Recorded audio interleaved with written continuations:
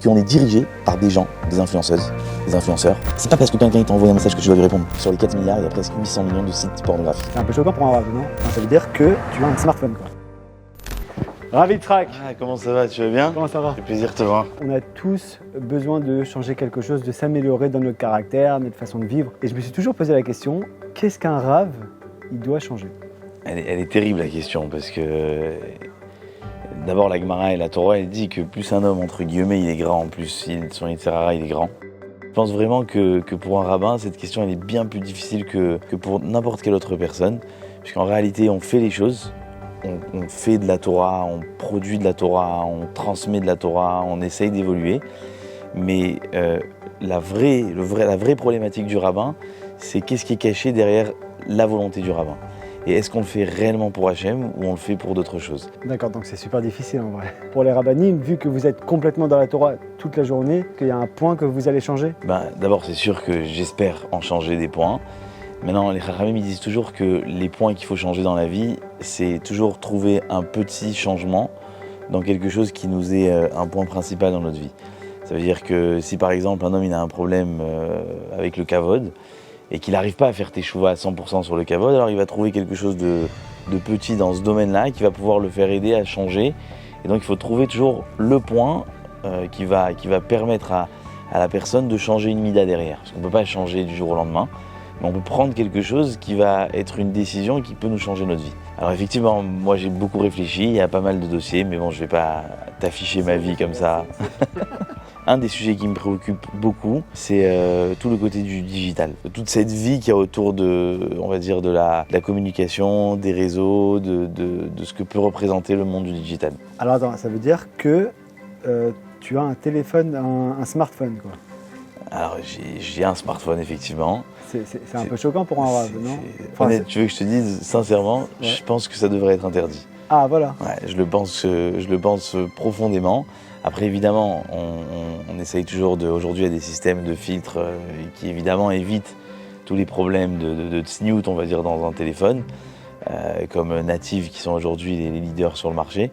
Mais il y en a encore beaucoup d'autres. Mais je pense vraiment que effectivement, le smartphone, c'est un problème. Alors, tu peux nous dire des points? Ah ouais, je vais te dire des points. Mais juste avant de te dire des points, je voudrais d'abord que tu saches une chose, qu'il y a un rav qui s'appelle le rav Simcha Zissel, qui explique en fait que la teshuva, et c'est important de le savoir avant, peu importe ce qu'un homme il décide de prendre dans sa vie, il dit que la teshuva c'est la conscience. Ça veut dire quoi la conscience? Ça veut dire qu'en fait il explique qu'un homme, pour qu'il fasse teshuva, le Rambam Maïmonide il dit par exemple qu'il doit regretter et prendre sur lui. Et il dit le Rambam que quand un homme il prend sur lui, en fait c'est pas seulement il prend sur lui, c'est qu'au moment où il regrette, il est convaincu qu'il ne refera jamais la même erreur. Mais convaincu à un point où Dieu il peut témoigner sur lui qu'il ne refera plus la même erreur. Et en fait, le Rav, il explique quelque chose qui est vraiment pour moi qui a été une nouveauté cette année. Il dit qu'en fait, tout dépend de la conscience de l'homme. Ça veut dire que plus tu vas prendre conscience de la chose, plus le reste, il se fera automatiquement. Mais un homme qui refait une faute, c'est qu'il n'a pas pris conscience. Et il dit plus que ça, il dit lorsqu'un homme, il va le jour de Kippour, il est convaincu, il est pur, il a fait ses prières, il a jeûné, il est à bout de force, il est à 100% avec Hachem. Si le lendemain, il recommence, en haut dans le ciel, eux, ils savent qu'il va recommencer le lendemain. C'est qu'aujourd'hui, le jour de Kippour, il n'était pas sincère. Et ça, c'est quelque chose qu'il faut vraiment réfléchir, et c'est des moments, c'est maintenant qu'il faut y réfléchir. C'est prendre un moment pour retrouver une conscience, retrouver de la sensibilité, retrouver tout simplement une réalité, une objectivité sur notre vie. Et je pense que le problème du digital aujourd'hui, c'est un problème sur lequel il faut passer du temps. Il faut l'étudier. Il faut vraiment l'étudier pour pouvoir le comprendre. Et si j'ai envie de commencer par parler des statistiques d'abord, dans un premier temps, des petits chiffres. Mais il faut savoir aujourd'hui que, par exemple, il y a 4 milliards de sites internet. Sur les 4 milliards, il y a presque 800 millions de sites pornographiques. D'accord ? Ça veut dire que entre les mains d'un homme aujourd'hui, il y a une force qui est monumentale. Il y a un danger qui est entre les mains. Aujourd'hui, il faut savoir combien de couples il a brisé. Combien d'enfance il a. Aujourd'hui, nos enfants, ils n'ont plus de sensibilité. Mais au-delà de ça, moi, ce que j'aimerais parler, c'est pas seulement le côté, on va dire, interdit du téléphone, mais c'est comprendre en réalité qu'est-ce qu'il y a derrière ces choses-là. Et en fait, il faut que tu comprennes, et c'est une question que j'ai envie de te poser moi. Pourquoi, à l'époque, les religieux, ils n'avaient pas de télé à la maison? Alors, c'est vrai que là, tu me parles d'un problème de tsniout, tout ça. Mais à part ça, un téléphone, c'est un peu indispensable aujourd'hui. Tu veux te garer, tu as besoin de Pango, de faire de la pub, tu veux communiquer, banque, tu veux faire n'importe quoi. Tu es obligé, tu veux travailler, tu veux faire des cours de Torah. Exactement. Aujourd'hui, on s'en sert mais toute la journée pour le travail. Toute la journée. Et pour me déplacer, et pour la vie de tous les jours, même pour faire les courses, maintenant on l'utilise. Tu as tout compris. En fait, en réalité, ce qui se passe, c'est que la différence entre la télévision de l'époque et le smartphone, c'est que la télévision, c'était un moment de loisir. Tout le monde le savait. Tu vas te détendre, tu vas prendre un peu d'informations, mais ce n'était pas un objet de travail. Aujourd'hui, le smartphone, c'est un objet de travail. Et donc, à partir du moment où c'est devenu un objet de travail, ça devient indispensable. Et c'est ça, et c'est la raison pour laquelle il est rentré dans nos maisons. Et en fait, c'est là-dessus que je voudrais appuyer la chose, c'est que, en fait, sous prétexte que c'est un objet de travail, il est rentré dans nos vies. Et il est rentré dans nos vies à un point où il n'y a plus de limite. Il n'y a plus de limite, ça veut dire quoi? Ça veut dire qu'en fait, aujourd'hui, tu es confronté sans arrêt, et j'ai envie de séparer les choses en trois. La première, c'est la partie sensibilité. La deuxième, c'est la partie communication. Et la troisième, c'est la partie, j'ai envie de dire, dans conscience. À l'époque, qui sait, quand tu avais chez toi à la maison, tu avais des cadres de Chachamim. Il y avait des rabbinim qui nous donnaient des directions. Nos enfants, ils voyaient des photos de rabbins. Aujourd'hui, les photos, elles ont plus d'importance. Il y en a tellement sur nos téléphones qu'en fait, ce que je vois, je ne sais même pas combien il a d'influence sur moi. Et en fait, doucement, ce qui va se passer, ce qui est en train de se passer dans nos vies, c'est qu'on est dirigé par des gens, des influenceuses, des influenceurs, des vidéos de n'importe quelle personne qui se permet de parler alors qu'il n'a aucun diplôme. Le plus grand des brigands, le plus grand des voleurs, le plus grand des tueurs, le plus grand des violeurs, il peut parler au même titre que le plus grand des rabbins. Et donc en fait aujourd'hui nos enfants, ils ne peuvent pas faire la différence. Je ne suis même pas en train de te dire de choses mauvaises et dangereuses et d'images et de films. Juste en train de te parler en fait que tout le monde a la parole. Et en fait ce qui va se passer, c'est que en fait dans ma vie, qui je suis aujourd'hui, je suis ce que les autres m'ont dit de faire. Donc on n'a plus de personnalité. Non seulement c'est valable pour nos enfants, mais je n'ai même pas envie de parler de nos enfants parce que c'est catastrophique ce qui se passe dans la jeunesse aujourd'hui. Et Dieu, je suis sûr qu'il a envoyé un Nisayon pareil, il va envoyer une force parce que c'est pas possible sinon. Toi, tu donnerais un smartphone à tes enfants?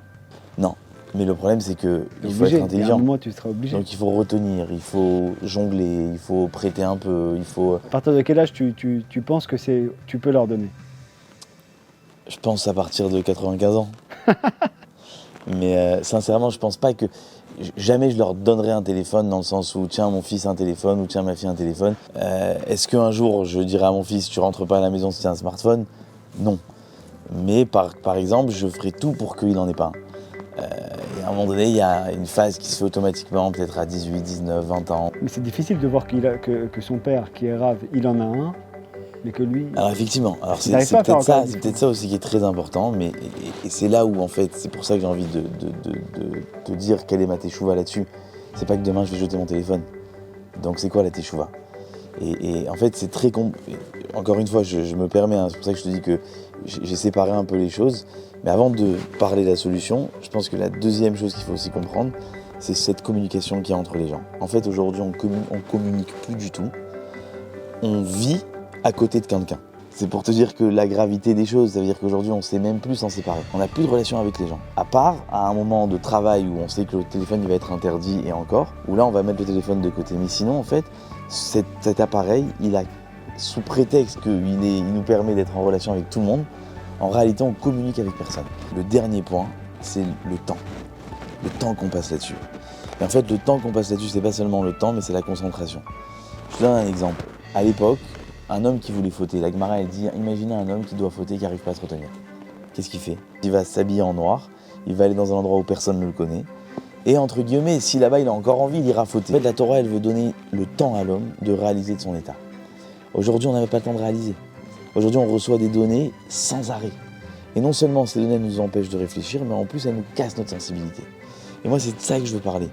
C'est qu'aujourd'hui quand on voit des chaînes de Teilim, quand on voit des chaînes, et des choses même positives, qui font en fait qu'on n'a plus de vie nous-mêmes, on est téléguidé, on n'a plus de conscience nous-mêmes puisque notre sensibilité elle est massacrée. Combien d'informations on a par jour? Combien d'informations on a par jour? Et en fait ce qui fait qu'aujourd'hui on a un problème de sensibilité, on a un problème de communication, on a un problème d'échange avec les gens et on a un problème de réflexion, on n'arrive plus à réfléchir. On ne réfléchit plus aujourd'hui, je ne parle même pas avec ChatGPT, et toutes les intelligences artificielles. Toute la spiritualité de la Torah, elle est exactement à l'inverse.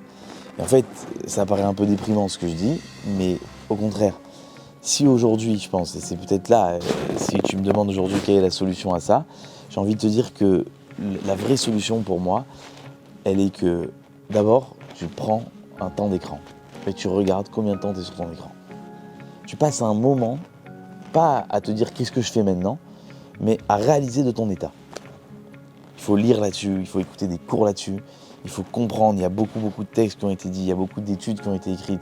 Par exemple, il y avait une bonne femme qui avait fait une étude qu'entre 2007 et 2010 ou 2008 et 2012, je ne me rappelle plus exactement, aux États-Unis, il y avait une hausse d'enfants blessés à la maison. C'est l'époque de la sortie du iPhone. Pourquoi ? Parce que les parents, ils sont plus là. Et c'est vrai qu'on a l'impression dans la vie de ne plus être là. On a beaucoup de mal à ressentir même du bonheur dans la vie parce que même les hormones qui s'appellent la dopamine, elles sont beaucoup moins stimulées par le corps. Mes émotions aujourd'hui, elles viennent tellement facilement, tellement sans effort, et c'est toujours quelque chose d'encore plus d'extraordinaire que du coup, le corps il recherche plus ces choses-là. Et en fait, je pense que déjà, il faut avoir cette conscience. Une fois qu'on a cette conscience, et c'est pour moi, je pense vraiment la solution, c'est d'essayer de se fixer des targets, des buts, avec se dire, bon voilà, écoute, je vais avoir tant et tant de temps de téléphone. Je vais essayer de fixer des moments dans la vie, dans la journée, où je ne vais pas avoir mon téléphone. Et soyons sérieux. Arrêtons de se dire pendant 3 heures, 4 heures, 5 heures. Si un homme il arrive aujourd'hui à être sans téléphone, pour commencer, dire à Kippour, à Kadosh Baruch Hu, Hachem, voilà, je prends sur moi cette année, que si Dieu veut, pendant 20 minutes, j'éteins mon téléphone. 20 minutes, une autre personne, 1 heure. Et d'ailleurs, vous verrez, les hommes d'affaires, c'est pas parce que quelqu'un t'a envoyé un message que tu dois lui répondre. C'est pas parce que tu as reçu une notification que tu dois la regarder. Aujourd'hui, un homme intelligent, il coupe toutes les notifications à part les appels. Toutes les notifications. Une urgence, il y a un appel. Le reste, c'est pas des urgences. Mon père, il disait toujours cette phrase qui était incroyable. Il disait, il n'y a pas de choses urgentes, il n'y a que des gens pressés. Et c'est la réalité. Et en fait, aujourd'hui, on a l'impression qu'on nous appelle, on n'arrive pas à se retenir. Et en fait, on n'a plus de suivi dans nos vies, et du coup, on est déprimé. Et ça, il faut vraiment, vraiment comprendre que ça nous enlève le goût dans tout le reste de la vie.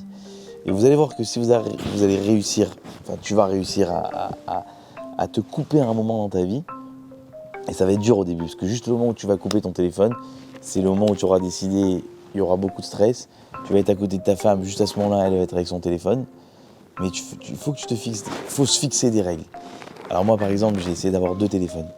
Un téléphone sur lequel, évidemment, je le mets de côté, et un téléphone où il n'y a que, entre guillemets, les urgences. Ça veut dire le téléphone, à la rigueur le mail on regarde moins. Mais aujourd'hui, pour moi, les réseaux, à part WhatsApp, j'ai rien d'autre. Mais je pense sincèrement que même WhatsApp, c'est un objet de travail. Et si on arrive aujourd'hui à se dire, tu sais quoi, j'arrête WhatsApp pendant 2 heures.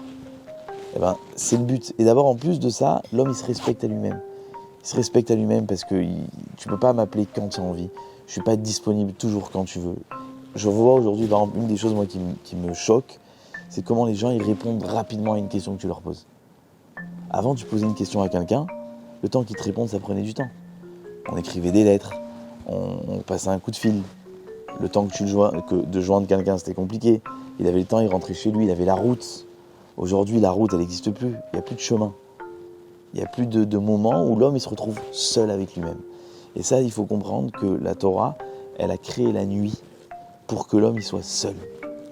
Si on n'est pas seul, je ne peux pas faire le lien, Rav Shapira disait toujours ça, entre aujourd'hui et demain. C'est ce qui me permet aujourd'hui que ma Torah elle a un sens.